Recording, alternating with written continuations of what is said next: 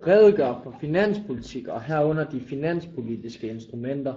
Finanspolitik er en form for økonomisk politik, hvor staten forsøger at påvirke efterspørgslen i samfundet ved at ændre statens indtægter og statens udgifter. Formålet med denne politik er, at man kan påvirke ting som f.eks. betalingsbalancen, produktion, beskæftigelse og inflation.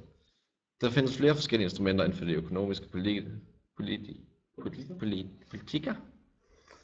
Finanspolitiske indtægtsinstrumenter, hvorunder der indgår indkomstskat, sundhedsskat og arbejdsmarkedsbidrag, moms, giftskatter, altså spiritusafgift og cigaretafgift, energi- og miljøafgifter. Finanspolitiske udgiftsinstrumenter, hvorunder der indgår overførselsindkomst, altså dagpenge, SU, pension, og offentlige investeringer, det vil sige broer, motorveje og offentlige varekøb. Det er kontorer, inventar og PC'er og offentlige ansatte, som er antal og lønniveau. Med udgangspunkt i bilagene bedes du analysere den aktuelle økonomiske situation, og herunder komme ind på regeringens muligheder for at føre lempelig finanspolitik.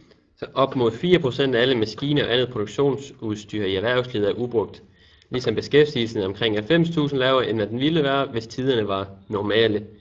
Det er ikke helt godt, men overvismand og professor Hans Jørgen Vita Jacobsen siger trods alt, at selvom vi ikke er ude af krisen endnu og stadigvæk har økonomiske problemer, så går udviklingen kraftigt fremad.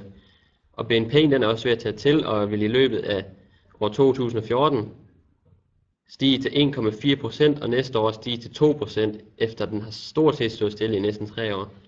Og den planlagte finanspolitik i 2014 og 2015 er stort set så lempelig, som den kan blive, hvis vi skal overholde budgetloven og EU's regler.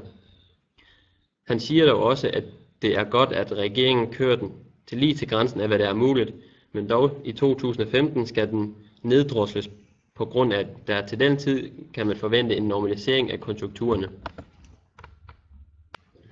Diskuterer betydningen af, at EU har sat grænser for, hvor stort et underskud et land må have på de offentlige finanser. Selvom finanspolitikken er holdbar, er der på baggrund af den demografiske udvikling udsigt til flere årtier efter 2020 med underskud, der i betydelig grad bryder med såvel EU's underskudsregler som budgetlovens underskudsgrænse for den strukturelle saldo på 0,5% af BNP.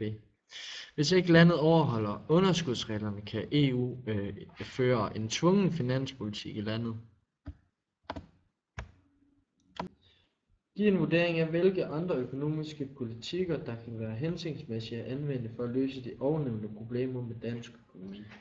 Først og fremmest så kan man føre en strukturpolitik, altså blandt andet en arbejdsmarkedspolitik, hvor man kan påvirke arbejdskraftudbuddet ved en ændring af arbejdstiden og nogle orlovsordninger, en ændring af marginalskatten og en ændring af efterlønsordningen.